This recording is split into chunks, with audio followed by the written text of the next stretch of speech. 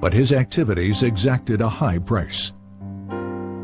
He was denounced by the communists and expelled from the International Psychoanalytic Association, calling these events catastrophes which threaten my personal, professional, and social existence. When asked what he would do, Reich replied, "Just go on."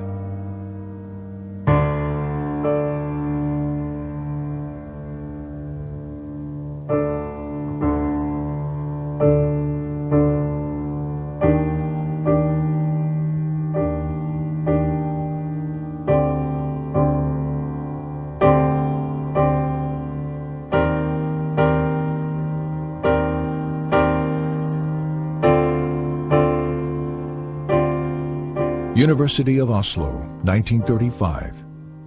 While continuing to teach and develop his innovative therapeutic techniques, Reich began a series of laboratory experiments to verify the existence of a physical, biological energy expressed in the emotions. Using human subjects, Reich was able to demonstrate a charge at the skin surface directly related to feelings of pleasure or anxiety. The charge would increase when a subject experienced pleasure and decrease during feelings of unpleasure. From this, Reich concluded that pleasure is the movement of biological energy toward the periphery of the organism, while anxiety is the movement of this energy toward the center. He assumed this energy to be electrical. But was it? And did similar energy processes exist in more basic life forms? Reich discovered that under certain conditions, sterilized and unsterilized substances, such as grass, blood, sand, charcoal, and foodstuffs, disintegrate into pulsating vesicles that exhibit a bluish color. He called these vesicles bions. Reich observed internal motility in the bions, an effect of energy. He also found that certain bions revealed a strong radiation phenomenon, seen here as a white field around the organism, and that these bions could kill bacteria and cancer cells.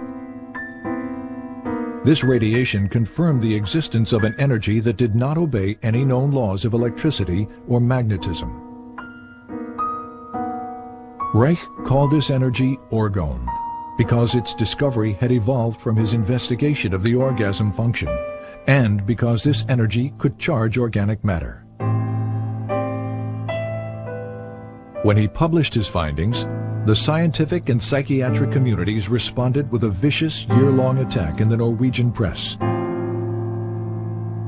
In the wake of this response, and the inevitability of a Second World War, Reich began to look to America as the future home for his work.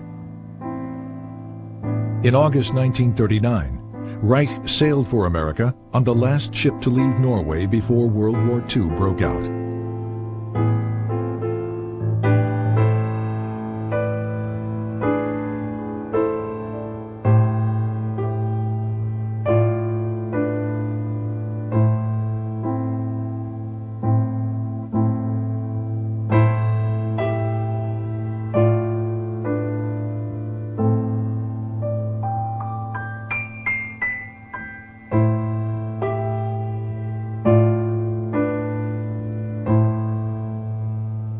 Reich settled in the Forest Hill section of New York City.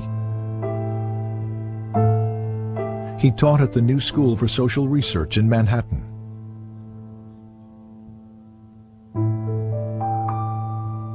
Published his books in English. Trained American physicians in his therapeutic techniques. And pursued his investigations of orgone energy.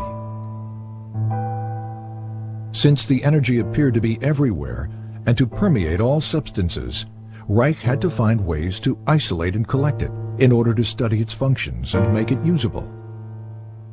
Experiments demonstrated that organic or non-metallic materials, such as cotton, wool, or plastic, attract, absorb, and hold the energy. Metallic materials, steel or iron, attract the energy and quickly reflect it in both directions. On the basis of these experiments, Reich constructed small boxes with alternating layers of organic and metallic materials, with the inner walls lined with metal. The organic layers attract the atmospheric orgone energy, which is then directed inward by the metal layers. Any energy reflected outward by the metal layers is reabsorbed by the organic material, attracted back to the metal, and directed toward the inside of the box. The result? A higher concentration of orgone energy inside the box. The more layers, the higher the concentration. This accumulation of energy can be verified in a variety of ways. For example, a constant temperature difference exists between the air above the box and in the surrounding air, contradicting the second law of thermodynamics. There also exists a slower electroscopic discharge rate in the higher orgone concentration within the box. These layered boxes, known as orgone energy accumulators, became a valuable tool in Reich's scientific and medical research. Initially, they were used to observe visual manifestations of orgone energy within the enclosure, and to test the effects of orgone radiation on cancer mice. Because his results with cancer mice were so promising, Reich decided to test the effects of orgone radiation on human subjects. He constructed orgone energy accumulators that were large enough for a person to sit in, and in 1942, he began experimental treatments with cancer patients. They were all terminal cases. Reich promised no cure and charged no money. Over a period of time, the patients showed marked improvement, relief of pain, healthier blood condition, weight gain, and the shrinkage and elimination of tumors. Despite these positive results, the patients died, reinforcing Reich's conviction that cancer is a bioenergetic shrinking following emotional resignation, and that the tumors themselves are not the disease, but merely a local manifestation of a deeper systemic disorder. Once again, Reich's focus became prevention. Reich also discovered that water and high humidity absorb and hold orgone energy, making it difficult to carry out experimental work in New York City during the summer. In 1940, on a camping trip to New England, Reich discovered the Rangeley Lakes region in Maine. With its low humidity and clean air, it provided an ideal environment for his work. In 1942, Reich purchased an old farm bordering on a small lake. He called it Orgonon, and envisioned it as a permanent home for the various branches of his work.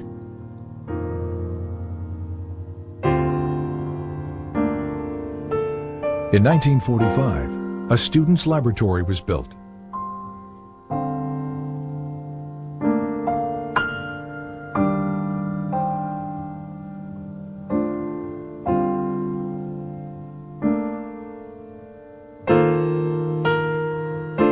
Three years later, construction began on an orgone energy observatory, which included additional laboratory facilities